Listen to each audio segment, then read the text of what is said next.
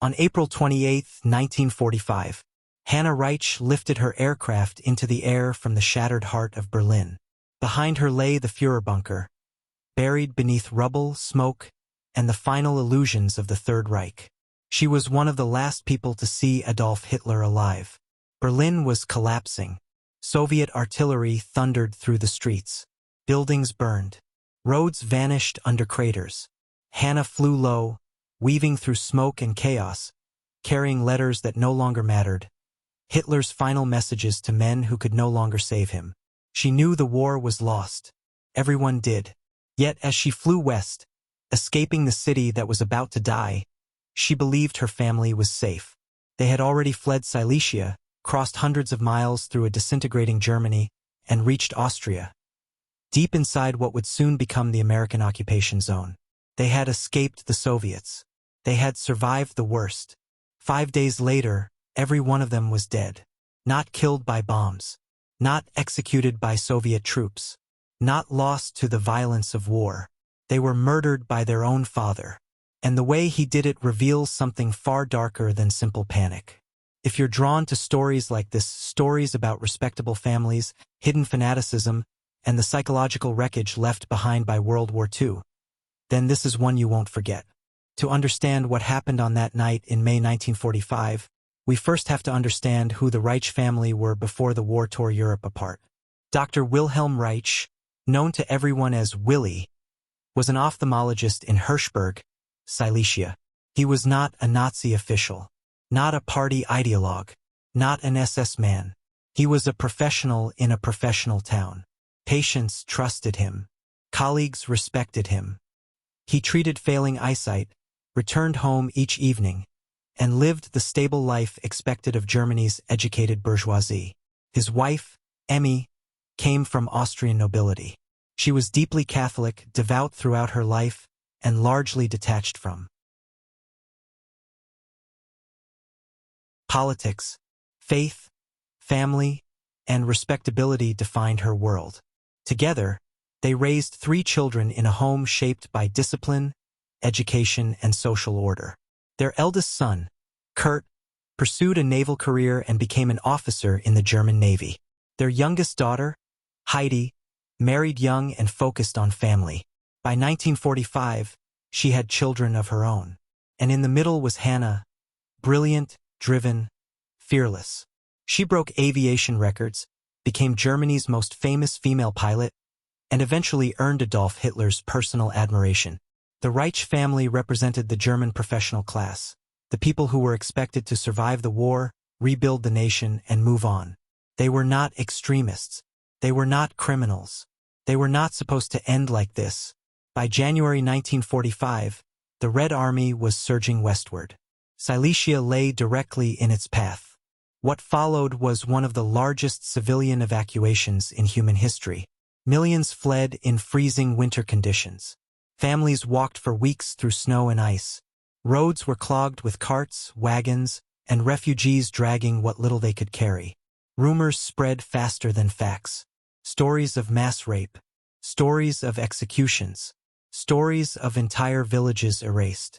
Whether exaggerated or not, people believed them, and belief was enough. Dr. Reitsch joined the exodus with his wife Emmy, his daughter Heidi, and Heidi's children, Hans, Jürgen, Ellen, and Bern, all under the age of 10. They passed burned villages, abandoned tanks, frozen bodies along the roadside. Eventually, they reached the Salzburg region of Austria, territory that would fall under American control. By every rational measure, they were safe. The Soviets would never reach them. But safety is not only a physical condition. It is a psychological one, and that is where everything began to unravel. In the chaos of April and May 1945, reliable information barely existed. Refugee camps were breeding grounds for fear. Rumors circulated like disease. One rumor, in particular, spread among Silesian refugees.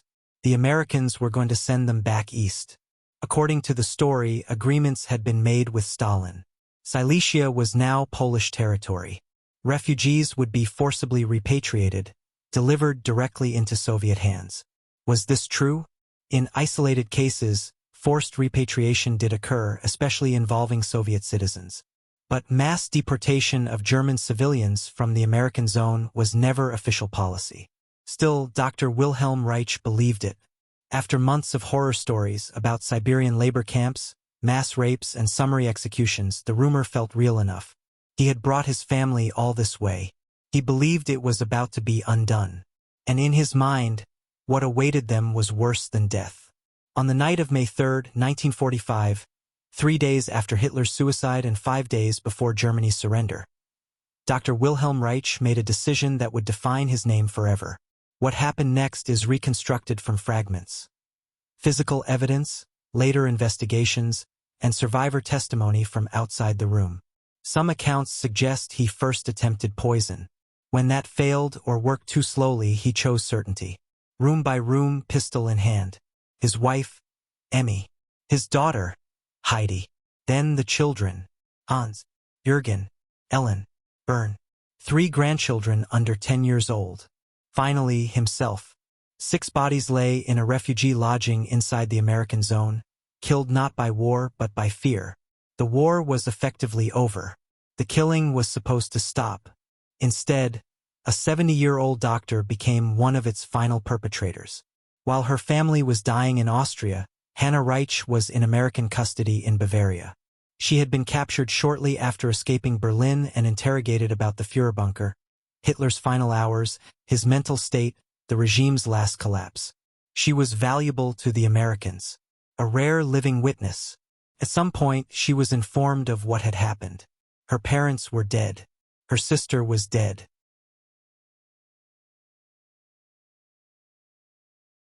Her nieces and nephews were dead, all killed by her own father. Witnesses described her as devastated. Yet here lies the cruel irony. Hanna Reitsch wanted to die in Hitler's bunker. She begged to stay. She later called being forced to leave the blackest day of my life. She sought death.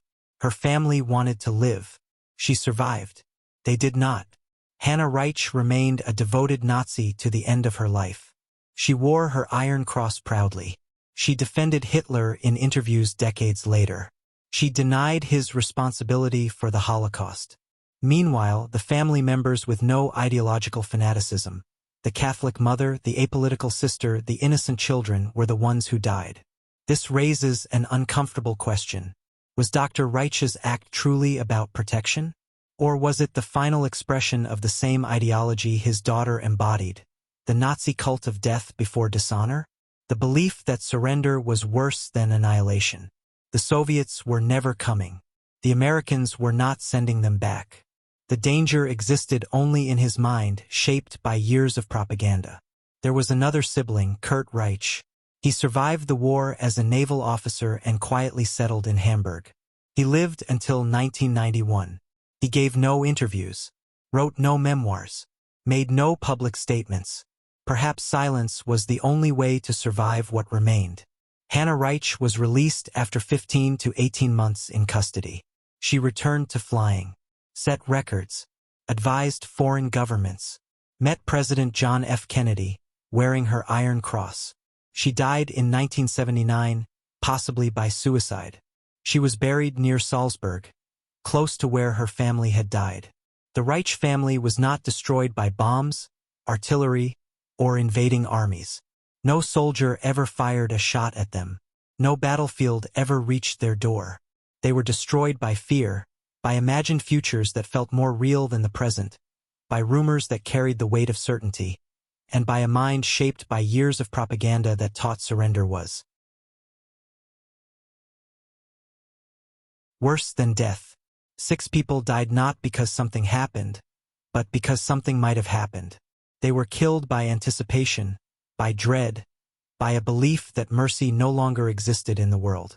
History offers no redemption here, no lesson that brings comfort, no justice that balances the loss. Only irony, the fanatic lived while the innocent died. Only tragedy, the war claimed lives even after it was effectively over. Only unanswered questions about fear, ideology, and how ordinary people can become instruments of irreversible harm. Sometimes history does not explain. It only records.